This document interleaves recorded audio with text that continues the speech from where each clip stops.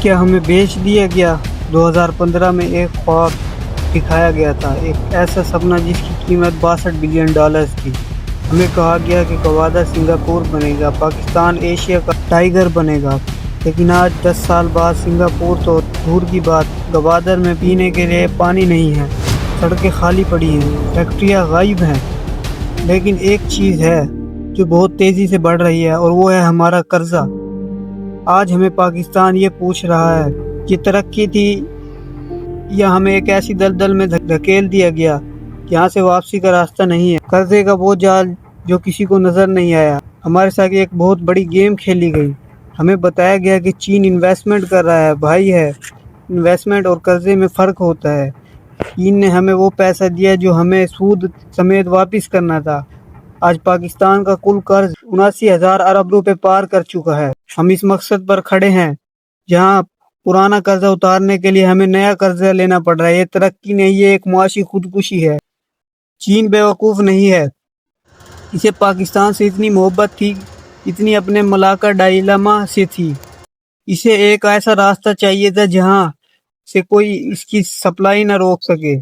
اس نے اپنی بینکوں سے ہمیں قرضہ دلایا، اپنی کمپنیوں کو ٹھیکے دیے، اپنا مٹیریل لایا اور اپنے ہی ورکر سے کام کروایا۔ پیسہ گم کروا بھی چین ہی چلا گیا، اور پاکستان کے پاس کیا بچا؟ صرف وہ قرضہ جو اب ہماری نسلیں چکائیں گی۔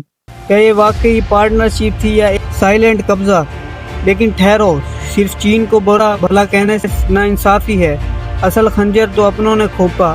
سی پیک کا دوسرا فیز سب سے اہم تھا، جہاں فیکٹریاں لگنی تھی اور نوکریاں ملنی تھی، لیکن ہمارے حکمرانوں نے کیا کیا؟ انہوں نے صرف وہ پروجیکٹ پکڑے جہاں وہ اپنی تختیاں لگا سکے اور ووٹ لے سکیں۔ 5 انڈسٹریل زون بننے تھے، لیکن ایک بھی تیار نہ ہو سکا کیونکہ ہمارے پاس ویژن ہی نہیں تھا۔ ہم نے اپنی زمین، اپنا مستقبل اور اپنی غیرت داؤ پر لگا دی، صرف چند میٹرو بسوں کے لیے۔ بلوچستان وہ زخم جو کبھی نہیں بھرے گا۔ جس گوادر کا نام بیچ کر پوری دنیا سے ڈیلز کی گئی، آج وہاں کے لوگ سڑکوں پر کیوں ہیں؟ وہاں کے مچھیروں کے جھولے ٹھنڈے ہو چکے ہیں کیونکہ بڑی چینی جہاز ان کا رزق چھین کر لے جا رہے ہیں۔ جب آپ کسی کے گھر میں گھس کر اسے ہی بھوکا مارو گے تو وہاں پھول نہیں برسیں گے۔ بلوچستان کی محرومی نے سی پیک کے تابوت میں آخری کیل ٹھونک دی ہے۔ آخری وارننگ، سی پیک 2.0 آخری وارننگ۔ اب یہ نیا ڈرامہ شروع ہوا ہے، سی پیک 2.0، لیکن اس بار حالات بدل چکے ہیں۔ چین اب ڈر رہا ہے کیونکہ اسی کے بندے یہاں محفوظ نہیں۔ اگر اب بھی ہم نے ہوش کے ناخن نہ لیے تو یہ بچا کچھ سرمایہ بھی ہاتھ سے نکل جائے گا۔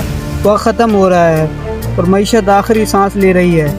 سوال یہ نہیں کہ سی پیک چلے گا یا نہیں، سوال یہ ہے کہ کیا پاکستان اس بوجھ تلے دب کر ختم ہو جائے گا؟ ہم نے سپنوں کے لیے اپنی خود مختاری کا سودا کیا ہے۔ آپ کو کیا لگتا ہے، کیا اب بھی کوئی راستہ باقی ہے؟ کیونکہ اب خاموشی کا وقت ختم ہو چکا ہے۔